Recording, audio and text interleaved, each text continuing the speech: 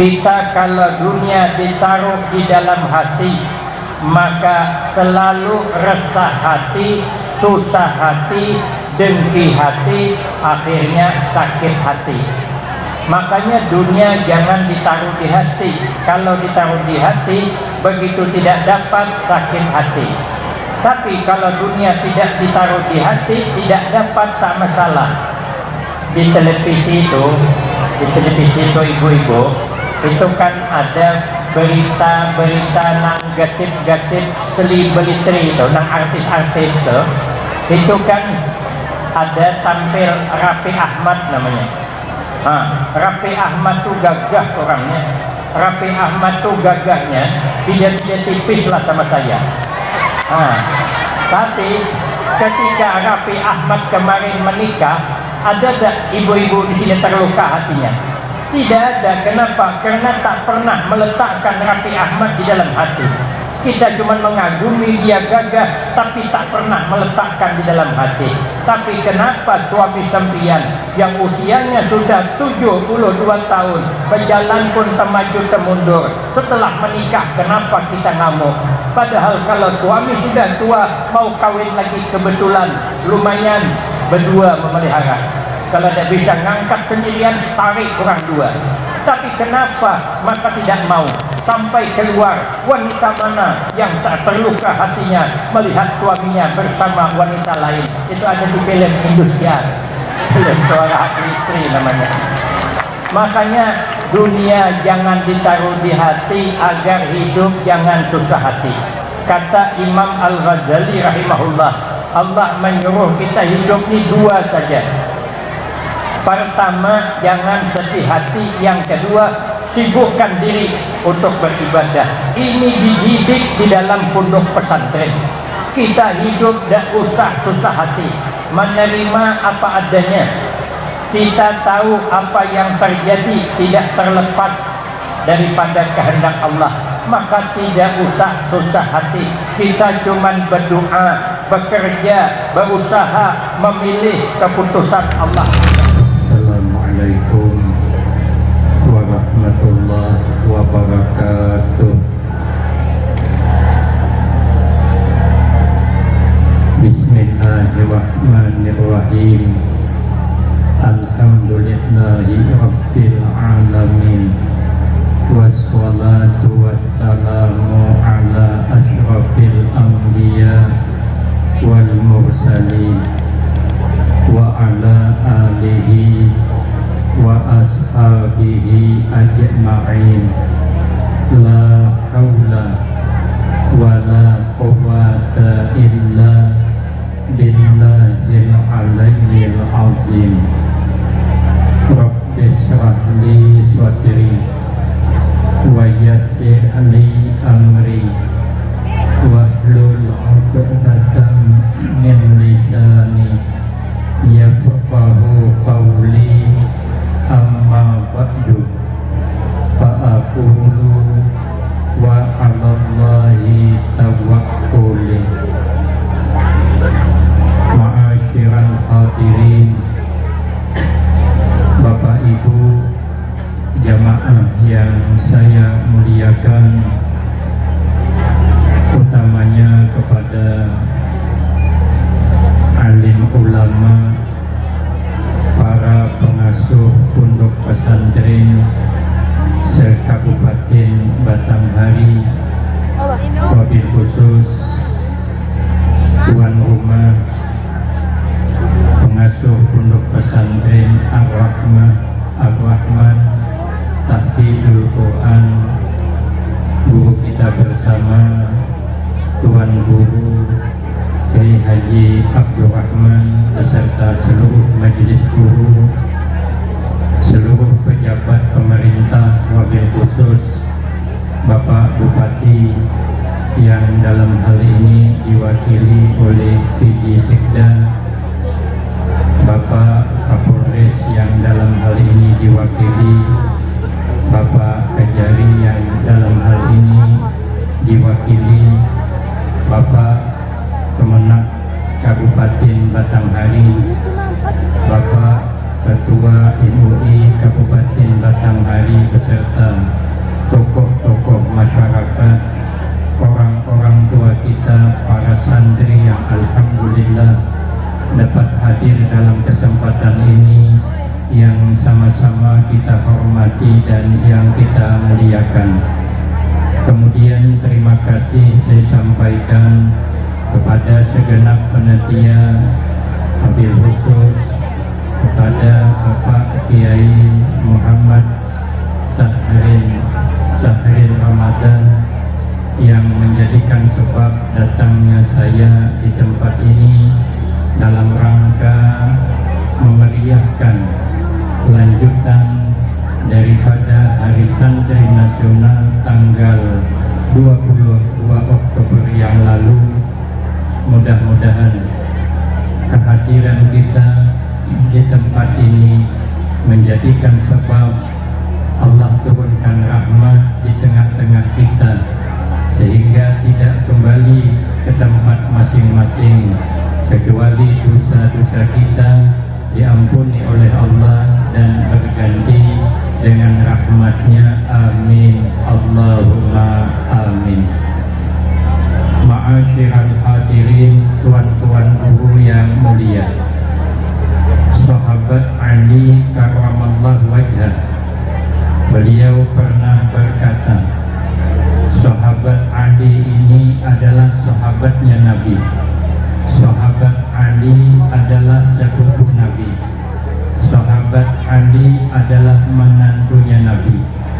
Sahabat Ali adalah pintu ilmunya Nabi. Rasulullah sallallahu alaihi wasallam bersabda, "Ana Madinatul ilmi wa aliyun babuha." Saya gudang ilmu, tapi sahabat Ali pintunya. Apa kata sahabat Ali?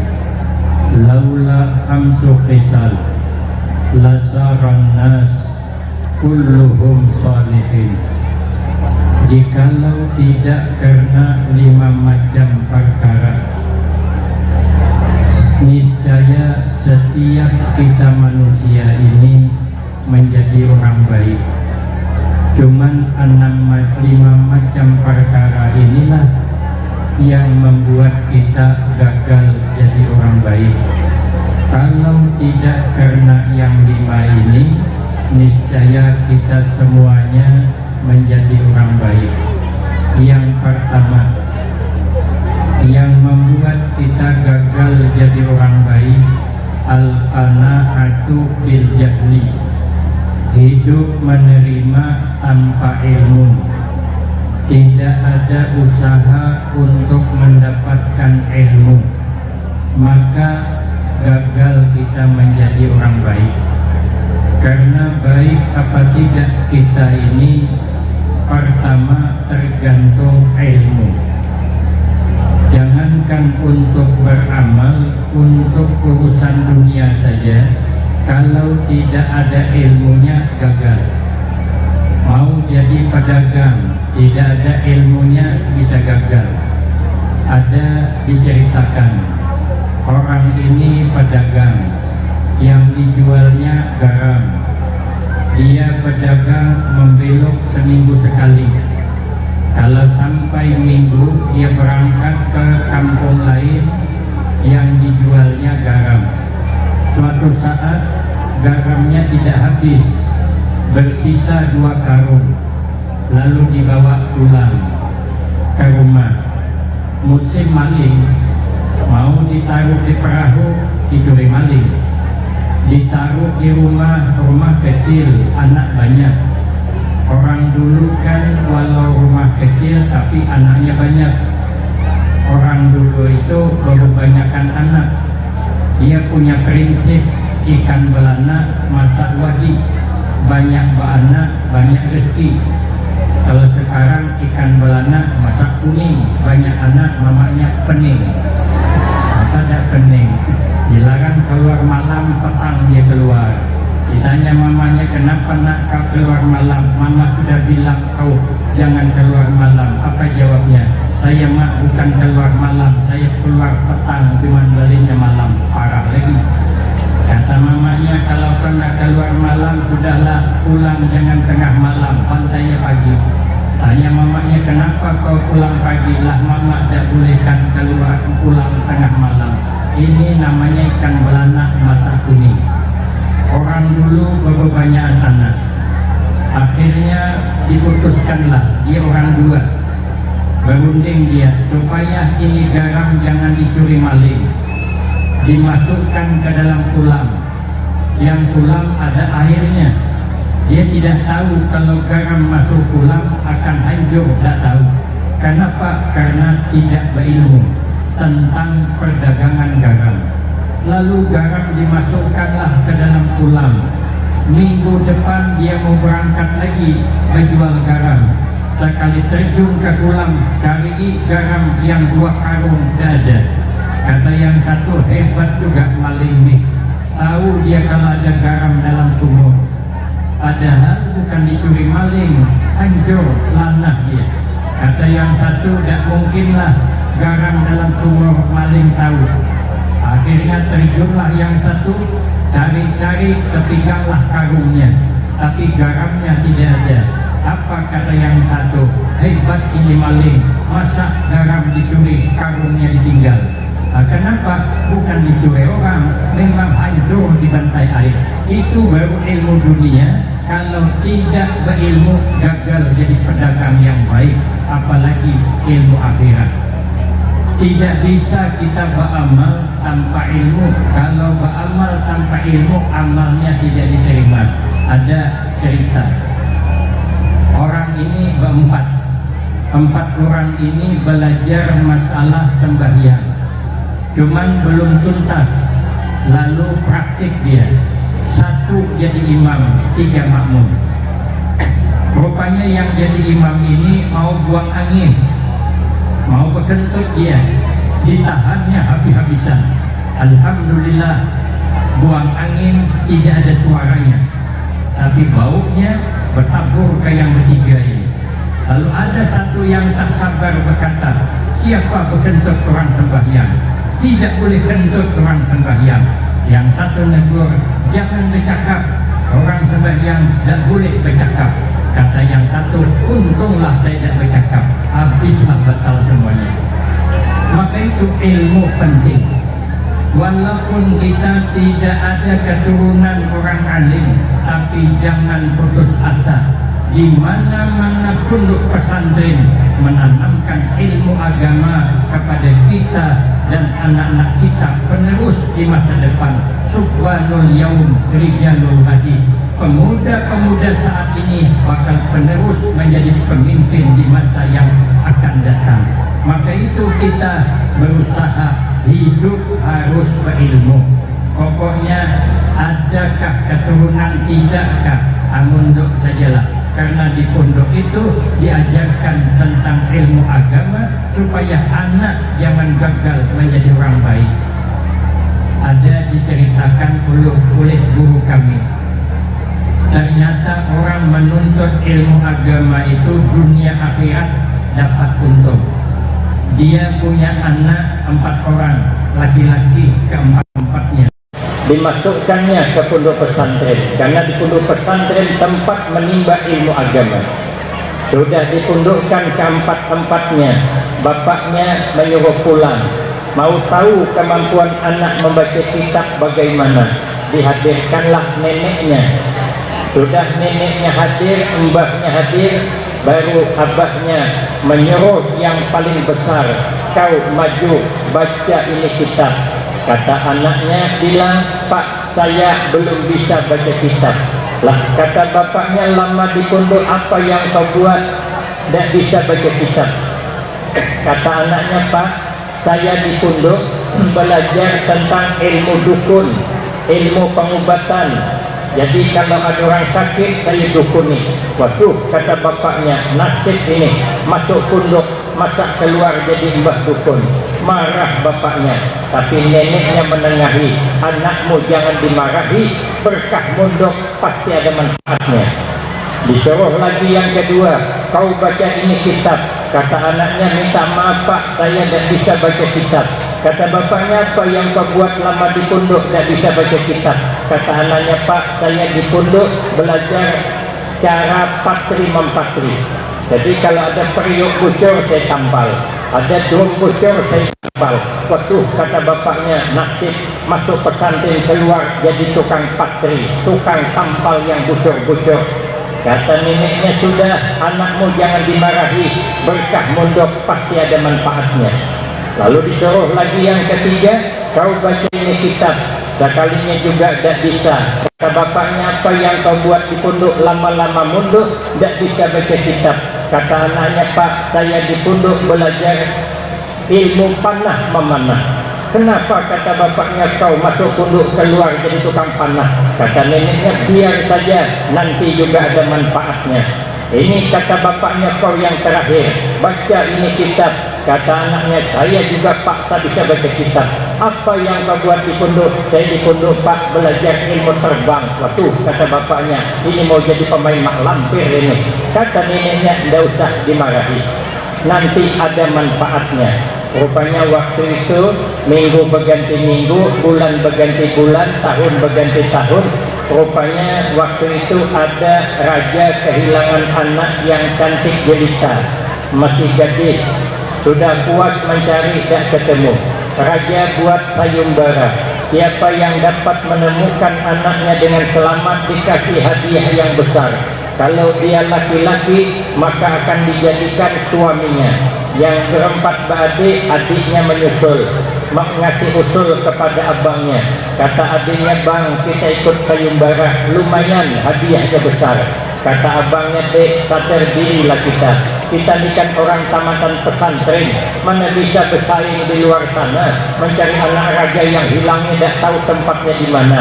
Kata adiknya, abang kan mbah dukun, coba ambil air seember, tabur bunga, bacakan mantra, siapa tahu kelihatan anak raja dalam ember.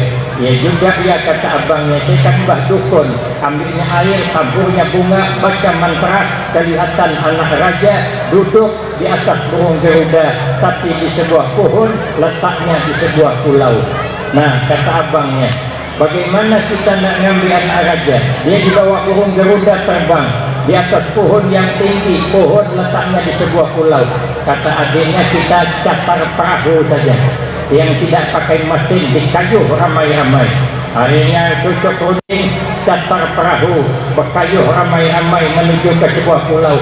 Sampai di tengah laut, perahunya bocor. Waduh, kata abangnya, mati kita keempat-empatnya. Kenapa? Tidak ada yang bisa berenang. Kata adiknya, tenang, saya kan tukang patri. Ditampalnya perahu, selamat sampai ke seberang.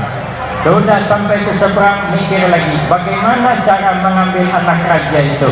Kata adiknya, dosa khawatir, saya kan lihai panah memanah. Kalau saya panah ini burung Garuda, tidak akan salah sasaran. Kata abangnya, kalau kau panah burung Garuda itu, nanti anak raja jatuh bagaimana? Kata yang adik, tak usah khawatir, saya akan bisa terbang. Abang tinggal panah, nanti saya terbang untuk menyambutnya. Begitu dipanah itu burung Garuda, jatuh anak raja, lalu anak yang bungsu terbang, akhirnya anak raja jatuh di pangkuan anak yang paling bungsu. Bingung siapa yang menikahi. Kata abangnya, saya yang menikahi itu anak raja. Kenapa? Saya mbah dukun. Kalau saya dukun, siapa yang tahu di mana letaknya itu anak raja? Kata adiknya, dia bisa bang, kalau saya tidak tampal itu perahu, mau apa kita? Karam, mati semua. Kata yang adik, kalau saya tak panah burung Garuda, dia tidak akan melepas anak raja itu. Kata yang bungsu, kalau saya tidak sambut anak raja, jadi apailah anak raja itu. Kenapa? Jatuh ke bawah. Lalu kata abangnya, begini saja, musyawarah diulang. Saya dik mau tanya, engkau bisa terbang, siapa ngasih duit waktu mondok? Abah. Kau dek bisa memanah itu burung Garuda, siapa ngasih duit? Abah. Kau dek bisa menampal perahu waktu mondok, siapa yang ngasih duit? Abah. Kata adiknya, abang bisa jadi mbah dukun, siapa kemarin yang ngirim duit? Abah. Kalau gitu sepakat saja kita, anak raja yang cantik jelita ini kita kasih saja dengan abah kita. Maka abahnya 6 tahun duda sudah, alhamdulillah, kata bapaknya, memundurkan anak. Ternyata dunia akhirat dapat manfaat. Maka kita anak harus mondok, anak harus berilmu. Jangan sampai tidak berilmu. Walaupun pembebal tidak apa-apa, kadang hafal pangkal ujung lupa, biarlah. Pembebal bagaimanapun biarlah, tetap ada manfaatnya. Ada kisah teman saya, orang ini pembebal, disuruh menghafalkan doa apa saja dah mau hafal, apalagi disuruh menghafal Al-Quran. Tapi dia mau mundur. Kiainya cari akal, bagaimana supaya dia rajin menghafal. Kata Mbah Yai, para santri sekarang ini kita diwajibkan menghafal doa makan. Kalau tidak hafal doa, bacaan doa makan, tidak boleh makan. Kasih tempo 3 hari. Ngerilah dia kalau tidak dapat makan. Beliuran dia menghafal doa bacaan makan. Allahumma barik lana fima razaqtana wa qina azabannar. Alhamdulillah hafal. Itulah satu doa yang hafal. Ke mana-mana membaca doa selamat, Allahumma barik lana fima razaqtana. Rupanya diundang tahlilan dengan teman-temannya yang pintar-pintar tadi, yang banyak hafalan doa. Sudah diajak tahlilan, sedang orang asik bertahlil, kawannya kompak turun ke tanah. Bersingit dia bersembunyi di bawah. Dia mengerjai kawan yang tak ada hafal doa haul tadi. Nanti kalau disuruh baca doa arwah, kalang kabutlah dia. Doa satu cuman yang hafal, Allahumma barik lana. Sekalinya sudah sampai berdoa, yang lain dada. Kata jamaah, tidak ada pilihan kecuali dialah yang baca doa. Karena satu-satunya santri tinggal dia lagi. Dia cuma ingat doa yang hafal, Allahumma barik lana. Supaya lamakan doa haul itu kan panjang. Jadi diulang-ulangnya, Allahumma barik lana fima razaqtana wa qina azabannar. Tuan rumah baamin habis-habisan. Kenapa? Lah tuan rumahnya kadang ngerti juga, dan tahu doa makan. Akhirnya orang sudah balikan, digelarlah dia Allahumma barik lana. Keluar malam. Begitu keluar malam, ternyata ada ketemu hantu pocong yang kayak di TV itu. Majulah kawan yang banyak doa tadi, bacakan doa, tiupkan, hantu pocong bertambah melompat berdekat. Yang satu baca ayat ini, ditiupkan, hantu pocongnya bertambah dekat. Majulah anak yang pembebal tadi, bacakannya doa, Allahumma barik lana fima razaqtana. Pocong hampur larian. Ini kata pocong, kalau lambat lari bisa dimakannya. Rupanya pocong tadi paham ya bahasa Arab. Nah, ini kisah cuman. Maka itu kita harus berilmu. Syarat berilmu, syarat menuntut ilmu itu sing penting, kata Mbah Yai kami, manut. Sing penting manut. Orang manut mulai. Dia ada kisah. Orang ini mau masuk pondok pesantren untuk menghafalkan Al-Quran. Di pondok itu ada syaratnya. Kalau hendak masuk menghafal Al-Quran harus hafal juz amma. Ayat-ayat pendek harus hafal duluan. Kalau tidak diterima. Sekalinya anak ini disuruh pulang, tidak mau, karena mantapnya ingin mondok dan bisa ditunda-tunda. Akhirnya Kiai pasang syarat yang kedua. Kata Mbah Yai, boleh kamu mondok di sini, tapi syaratnya manut. Orang manut mulai. Kalau bahasa kita syaratnya mondok harus menurut, tidak menurut pulang.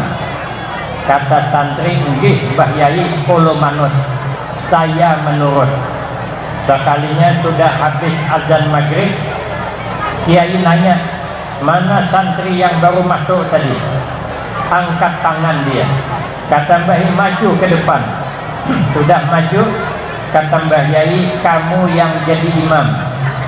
Kata santri, Mbah Yai, saya kan belum hafal Al-Quran, juz amma saja belum hafal. ayat cuma 2 yang hafal, yang di belakang banyak hafal Al-Quran. Mbah Yai, jangan saya, kata Mbah Yai, kui manut apa boleh, kamu mau menurut apa pulang? Anggih Mbah Yai kulo manut, saya menurut jadi imam. Jadi imam baca Fatihah lepas, alhamdulillah, baca surah nyangkut, mencari lakum dinukum dah ketemu. Wala ana abidum ma'abadtum, mencari lakum dinukum dah ketemu, tak putar-putar. Santri di belakang bersuara, kata santri lakum dinukum, baru ingat dia, lakum dinukum walad dolin. Kata santri, kenapa 2 kali beramin orang ini? Lalu dia kena gelari ya oleh teman-temannya. Tapi kata kiai itu bercerita, lama-lama dia hafal Al-Quran. Sekarang punya pondok pesantren menghafal Al-Quran, muridnya ribuan. Biberkati manut, dengan berkah menurut sama kiainya. Maka itu kita supaya jangan gagal menjadi orang baik, carilah, kejarlah ilmu yang bermanfaat dunia dan akhirat. Satu. Yang kedua, yang membuat kita ini gagal jadi orang baik, wal hirsu ala dunia, terlalu tamak dengan urusan dunia, sehingga dunia diletakkan di dalam hati. Kita kalau dunia ditaruh di dalam hati, maka selalu resah hati, susah hati, dengki hati, akhirnya sakit hati. Makanya dunia jangan ditaruh di hati. Kalau ditaruh di hati, begitu tidak dapat, sakit hati. Tapi kalau dunia tidak ditaruh di hati, tidak dapat, tak masalah. Di televisi itu ibu-ibu, itu kan ada berita-berita nang gasip-gasip selibelitri itu, nang artis-artis itu kan ada tampil Raffi Ahmad namanya. Raffi Ahmad tuh gagah orangnya. Raffi Ahmad tuh gagahnya tidak tipis lah sama saya. Tapi ketika Raffi Ahmad kemarin menikah, ada tak ibu-ibu di sini terluka hatinya? Tidak ada. Kenapa? Karena tak pernah meletakkan Raffi Ahmad di dalam hati. Kita cuma mengagumi dia gagah, tapi tak pernah meletakkan di dalam hati. Tapi kenapa suami sampian yang usianya sudah 72 tahun, berjalan pun temaju temundur, setelah menikah kenapa kita ngamuk? Padahal kalau suami sudah tua, mau kawin lagi kebetulan, lumayan berdua memelihara. Kalau tidak bisa ngangkat sendirian, tarik orang dua. Tapi kenapa maka tidak mau? Sampai keluar, wanita mana yang tak terluka hatinya melihat suaminya bersama wanita lain? Itu ada di film industrial, film Suara Hati Istri namanya. Makanya dunia jangan ditaruh di hati, agar hidup jangan susah hati. Kata Imam Al-Ghazali rahimahullah, Allah menyuruh kita hidup ini 2 saja. Pertama, jangan sedih hati. Yang kedua, sibukkan diri untuk beribadah. Ini dididik di dalam pondok pesantren. Kita hidup tidak usah susah hati, menerima apa adanya. Kita tahu apa yang terjadi tidak terlepas daripada kehendak Allah, maka tidak usah susah hati. Kita cuma berdoa, bekerja, berusaha, memilih keputusan Allah punya. Kalau tidak berangkat umrah, gampang, amalkan surah Al-Waqiah. Setelah itu berdoa, minta dengan Allah supaya berangkat umrah. Dan juga berangkat, tambahi baca surah Yasin setiap malam. Dan berangkat juga, baru baca surat Tanah, jual, duitnya setorkan. Insya Allah berangkat, gampang ya urusannya. Kalau tidak berangkat juga sudah takdir namanya. Sehebat apapun kita, tidak ada orang yang bisa lari dari takdir Allah, dan bisa. Ada di zaman dulu orang pandai meramal nasib orang. Sebahagian betul, sebahagian salah. Menurut ramalannya, orang ini ada ciri-ciri matinya diterkam buaya. Akhirnya dia takut abah mamaknya ramalan jadi kenyataan, pindah ke pegunungan. Rumah yang di tepi sungai dijual habis, biar anaknya tidak dekat dengan sungai karena di sungai ada buayanya. Rupanya anaknya ini lama-lama besar-besar, pandai bekerja, membantu bapaknya ke sawah. Pikul cangkul, mencangkul tanah, cangkul-cangkul kena kakinya, luka, berdarah, infeksi, benana, buruk, mati. Setelah diselidiki apa sebabnya, ternyata cangkulnya cap buaya. Nah, lepas buaya laut, buaya darat nyambar. Makanya kalau tidak beli cangkul, cap ayam dia. Jadi kalau matok kada mati dia. Tapi kalau cap buaya bahaya. Mau lari kemana kita? Tidak bisa. Kata Imam Syafi'i, kehidupan itu sudah diatur Allah. Kita cuma berdoa, bekerja, berusaha. Kehidupan ibarat bayangan. Kalau itu memang rezeki kita, itu bahagian kita, berlari pun dia akan ikut. Bayangan kita tuh, kita berjalan dia ikut, kita melompat dia melompat, kita berlari dia berlari.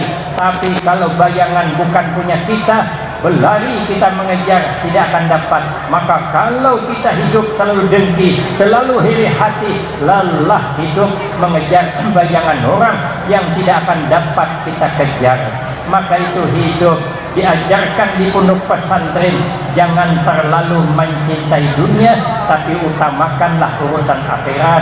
Menanam padi, rumput akan tumbuh, tapi kalau menanam rumput, padi tidak akan tumbuh. 2. Yang ketiga, wasuhu bil fadli, terlalu pelit dengan kelebihan yang ada. Makanya di pondok pesantren diajarkan, bagi santri yang abahnya sugih, bagi santri yang abahnya tidak sugih, diajak hidup saling pemurah. Bila dapat kiriman, diajak makan bersama, ditinggal sebahagian untuk besok-besok. Tapi teman-teman tetap diajak makan bersama. Di pondok diajarkan semacam itu, selalu berbagi, selalu dermawan. Kenapa? Karena kata Nabi, as-sakhiyyu qaribun minallah, qaribun minan nas, qaribun minal jannah, ba'idun minan nar. Orang pemurah dekat dengan Allah, dekat dengan manusia, dekat dengan surga, jauh daripada neraka. Maka di pondok diajarkan untuk saling hidup pemurah, saling berbagi rezeki, saling berbagi makanan, saling tolong menolong. Kemudian yang keempat, yang membuat kita gagal jadi orang baik, waria fil amal. Orang beramal itu bagus dah, cuman kemasukan riya, maka amalnya rusak. Maka di pondok diajarkan agar kita senantiasa beramal yang ikhlas, dilatih untuk beramal yang ikhlas. Orang beramal ikhlas itu ibarat pohon akarnya.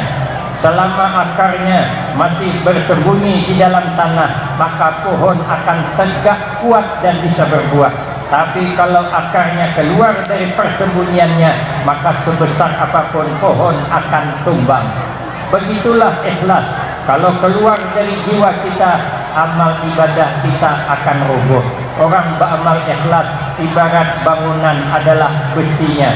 Selama besi mau bersembunyi dalam cortihan, maka bangunan akan kuat. Tapi kalau besinya keluar dari cortihan, maka bangunan akan roboh. Maka yang mengawal untuk mendapatkan manfaat amal adalah ikhlas.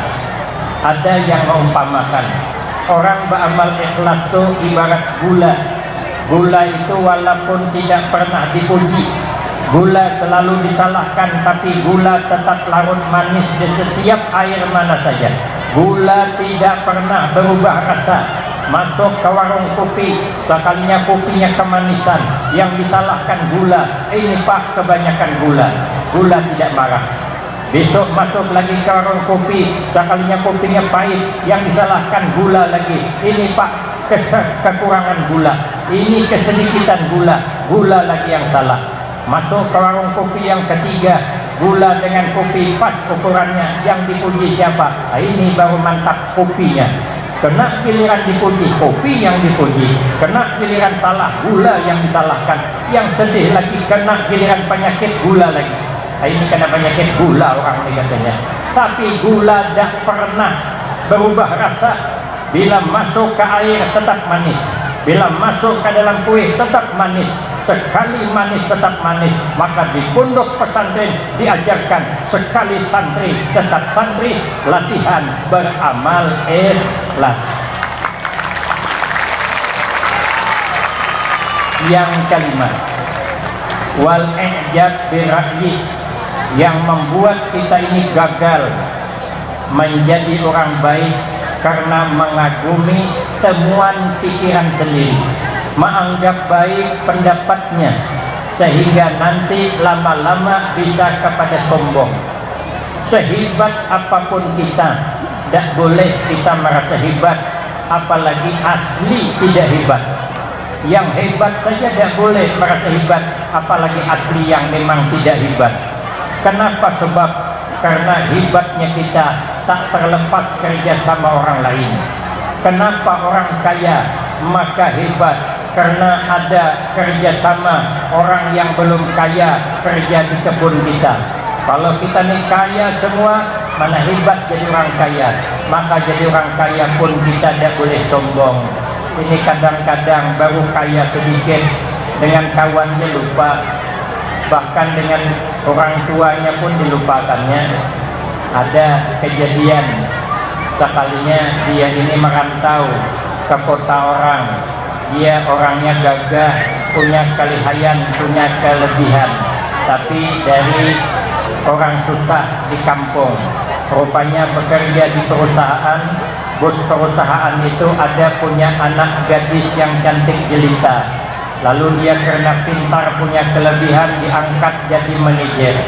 Rupanya anak gadis bos ini jatuh cinta, lalu menikahlah dengan manajer tadi. Ditanya orang tuanya, dia bilang yatim piatu, padahal mamanya ada di kampung tapi orang susah.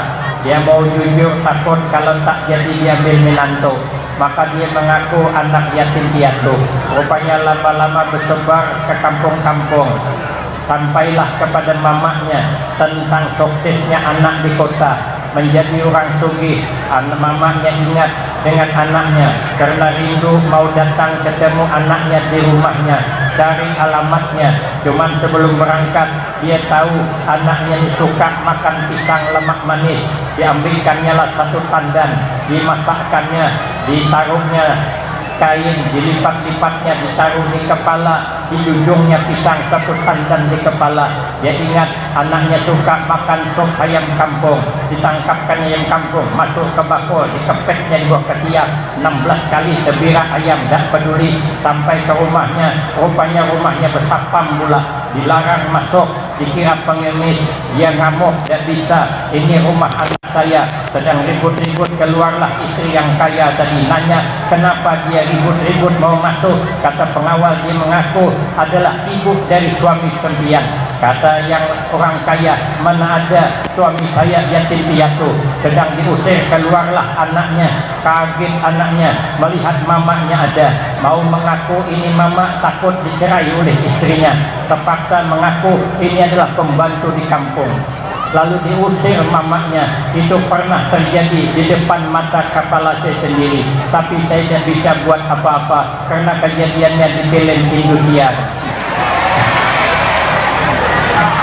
Maka itu kita sugih, tidak boleh sombong. Kenapa kita hebat? Karena ada orang susah. Jadi pejabat pun kita tidak boleh sombong. Kenapa kita bisa menjabat? Karena ada yang mendukung. Jadi penceramah pun juga tidak boleh sombong. Walau bagaimana hebatnya ceramah, tidak boleh sombong. Kenapa hebat ceramah? Karena ada yang hadir mendengar. Kalau saya hari ini disuruh ceramah di sini sendirian, ampun, saya tahan berjalan kaki, saya pulang ke Tungkal. Habis dibawakan kawan tali. Ini kata kawan, kalau tidak hanau gula, kalau daerahnya gila antara dua. Ternyata hebat kita tidak terlepas kerja sama orang lain. Perlu kita ketahui, sekurus-kurus ikan pasti ada dagingnya. Tapi perlu diketahui, segemuk-gemuk ikan pasti banyak tulangnya. Kelebihan ikan kurus, tulangnya tak membahayakan.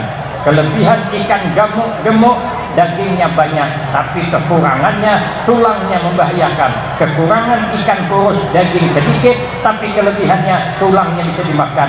Kelebihan ikan besar, dagingnya banyak, tapi tulangnya cukup membahayakan. Ternyata kita falikulli syai'in madiyah, bagi setiap sesuatu pasti ada punya kelebihan. Maka kita jangan merasa lebih, carilah kelebihan orang menutupi kekurangan kita. Ada diceritakan teman saya, orang ini orang pintar, sekolahannya tidak ada lagi. Pokoknya cari sekolahan tidak ada lagi. Saking pintarnya, kalau sekarang mungkin titelnya doktor, profesor sudah di atasnya lagi. Rupanya hendak mengadakan penelitian menyeberang sungai yang luas pakai perahu, lalu naik perahu. Kebetulan yang mengayuh perahu ini orang dua, satu di depan, satu di belakang. Di perjalanan dia saling bercerita, saling tukar pengalaman, saling ramah. Kata Profesor D, kau yang di depan sekolah apa? Saya tidak sekolah lagi Pak. Memangnya kau tamat apa? Saya tamat SMP Pak. Waduh, kata Profesor, kesian nasibmu D, berarti kau sudah menyia-nyiakan sepertiga hidupmu. Mestinya kau sekolah lagi. Diamlah karena duit dada. Tanya yang di belakang, Dek, kau tamat apa? Saya tamat SD Pak. Waduh, kata Profesor, parah daripada yang di depan lagi kau. Berarti kau ini sudah menyia-nyiakan separuh hidupmu. Yang di depan menyia-nyiakan sepertiga hidup, yang di belakang menyia-nyiakan separuh hidupnya. Rupanya sampai di tengah laut, perahunya bocor, tenggelam. Lalu yang berdua bertanya, Pak Profesor, sampian bisa berenang dah? Kata Profesor, saya tidak bisa berenang. Waduh, kata yang berdua, berarti Bapak sudah menyia-nyiakan seluruh hidupmu. Kalau kami masih ada separuh lagi Pak, berenang dia selamat ke tepi.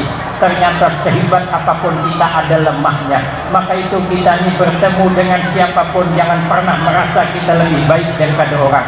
Bertemu dengan ayam pun kita tidak lebih baik dari ayam. Ayam itu punya kelebihan, kalau petang anaknya dibawanya masuk ke kurungan ayam, sehingga anak ayam tidak pernah berkeliaran di tengah malam. Pernah dah kita melihat di Kabupaten Batanghari ada anak ayam berkeliaran di malam tahun baru ikut membakar jagung di tepi jalan? Tidak pernah. Kita anak bertaburan sampai jam 1, tak apa yang dibuatnya. Berarti kita tidak lebih hebat daripada ayam. Bertemu kita dengan kucing, kita tidak lebih hebat dari kucing. Kucing itu punya kelebihan, dia menerima apa yang ada. Kasih buntut ikan makannya, kasih daging ikan makannya, kasih kepala ikan makannya. Kadang kita makan ditungguinya, pas kita mengucup kepala ikan baung. Kucing punya pendapat, ini makan enak saya, paling tidak lendir di kepala ikan ini ada untuk saya, paling tidak isangnya tertinggal. Rupanya yang punya kucing pelitnya setengah mati, habis dikucupnya terpacul isang ikan itu, tinggal kerongkong cuman lagi, tapi dilimparkan ke tepi. Ini kucing mengejar, 2 kali kucing terjatuh mengejar, dimakannya. Pada ina apalah tulang tuh, datang pula dia ke kita, nyau katanya, terima kasih katanya. Coba kucing dikasih tulang pun dia tidak marah, dia menerima apa adanya. Berarti kan kita tidak hebat lebih daripada kucing. Kenapa? Karena kucing itu katanya pernah bercita-cita mau jadi orang hebat. Kucing itu berjalan dari pagi mau naik ke gunung sampai tengah hari belum nyampai-nyampai. Tak lama ada burung terbang, sekali terbang sampai ke gunung. Terpikir kucing, enaknya jadi burung ya Allah, sekali terbang sampai ke gunung. Kucing berdoa, ya Allah jadikan saya burung, karena cerita jadi. Kalau tidak jadi, saya tidak jadi bercerita, tidak harus jadi. Akhirnya kucing jadi burung, terbang kelewat laju, numbung gunung, jatuh ke bawah. Waduh, kata kucing, tidak enak jadi burung ya Allah, tertunggu gunung terjatuh. Enak jadi gunung, ditunggu dah bergerak. Jadikan saya gunung ya Allah, dijadikan Allah gunung. Sekalinya karena hujan lebat, lalu tenggelam gunung, lemas gunung ya Allah, kata kucing. Dan enak jadi gunung ya Allah, tenggelam di batai air. Enak jadi air ya Allah, membuat orang tenggelam. Jadikan saya air ya Allah, dijadikan Allah air. Sekalinya lewat sapi, 2-3 langkah terberak, maka sapi sekali berak sepiring ada. Waduh, kata kucing, dah enak ya Allah jadi air karena berai sapi. Enak jadi sapi ya Allah, berai orang. Jadikan saya sapi, dijadikan Allah sapi. Sekalinya lehernya kena ikat, cucuk ke hidung 16 kali wahid sehari. Waduh, kata kucing, dah enak ya Allah jadi sapi ya Allah, kena ikat tali ya Allah. Enak jadi tali mengikat leher orang. Jadikan saya tali ya Allah, jadikan Allah tali. Sekalinya malam-malam karena gigit tikus ya Allah, dah enak juga jadi tali ya Allah, karena gigit tikus ya Allah. Enak jadi tikus saja menggigit orang. Jadikan saya tikus ya Allah, dijadikan Allah tikus siang malam kena kejar kucing, ya Allah balikkanlah ke kucing pula.